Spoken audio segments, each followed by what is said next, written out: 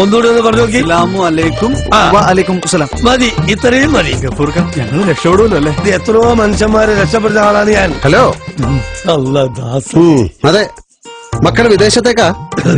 ഈ ഗഫൂർക്ക നീ വന്നേ മോനെ. ഇയാളെ കയറ്റി വിടണേ. മക്കളെ, ഇതുപോലുള്ള ഇടനിലക്കാരുമായി ബന്ധപ്പെട്ടല്ല വിദേശത്തേക്ക് പോകേണ്ടത്.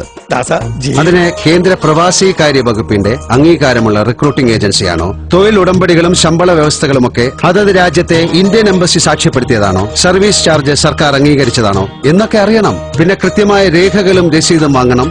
എന്നിട്ട് വിദേശത്തെ തൊഴിൽദാതാവിനെ അറിയിച്ച് അവരുടെ ഉറപ്പ് കിട്ടിയിട്ട് പോരെ ഈ തൊപ്പിയും കുപ്പായും ഒക്കെ. ഇത്തരം സാഹചര്യങ്ങളിൽ ഉപദേശം നൽകുന്നതിനായിട്ടാണ് നോർക്കയും നോർക്ക റൂട്ട്സും ഒക്കെ ഉള്ളത്. അല്ലാതെ കാള പെറ്റു എന്ന് കേട്ടാലുടനെ റോയ്, നമുക്കെന്താടാ ഈ ബുദ്ധി നേരത്തെ തോന്നാഞ്ഞ്? അച്ഛൻ ഇടയ്ക്കിടയ്ക്ക് പറയും എല്ലാത്തിനും അതിന്റേതായ സമയമുണ്ട് മോനെ.